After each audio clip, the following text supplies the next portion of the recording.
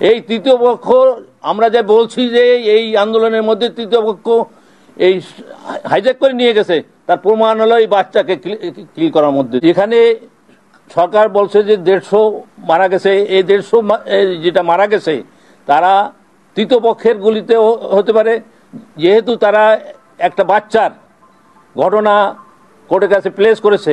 আপনারা দেখেছেন প্রথম আলোতে এই ঘটনাটা ছাপা হয়েছিল এবং বাচ্চা ছাদে ছিল। তো এই আমরা বলেছি, তারা এটা দেখাচ্ছিল যে বাচ্চাও রেহাই পাচ্ছে না। আমরা বলেছি যে বাচ্চা ছাদে ছিল, এটা আমরা সরকার পক্ষ সকলেই এর জন্য দুঃখিত এবং আমরা মর্মাহত।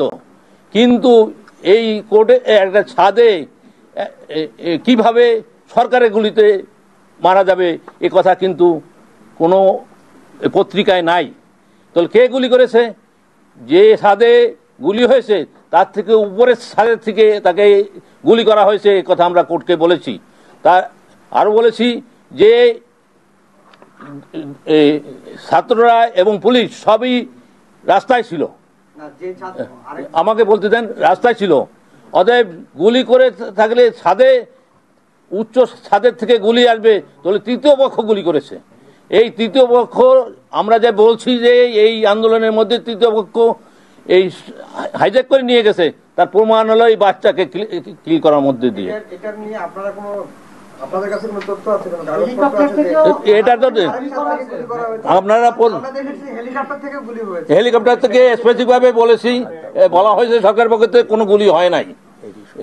এতে পানি দেওয়া হয়, গরম পানি দেওয়া হয়েছে এবং কাঁদুনে গ্যাস, এগুলো সাউন্ড গ্রেনেড এগুলো দেওয়া হয়েছে।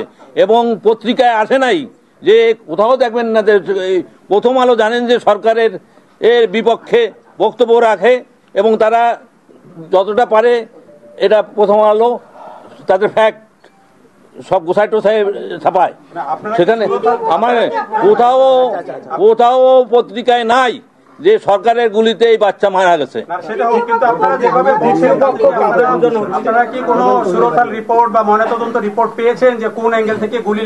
সেটা তার কাছে তদন্ত হবে এবং সেটা স্পেসিফিক ভাবে বলা হবে। কেস নাম্বার হ্যাঁ, আমরা এই কেসের মধ্যে থাকতে চাচ্ছি।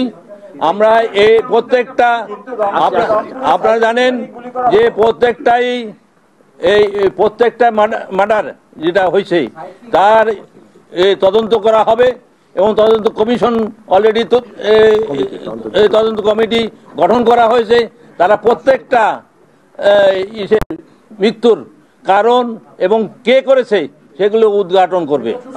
তৃতীয় পক্ষটা যদি একটু ক্লিয়ার করতেন, এখানে ছাত্রদের পাশাপাশি সরকার দল এবং বিরোধী দল দুইটা পক্ষ যুক্ত হচ্ছে। তৃতীয় পক্ষ বলতে আপনি কাকে মিন করতেছেন?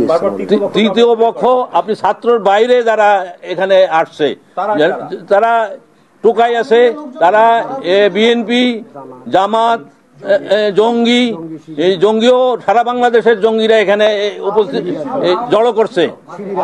আওয়ামী লীগ ছিল লাঠি নিয়ে, কোনো জায়গায় অস্ত্র ছিল না।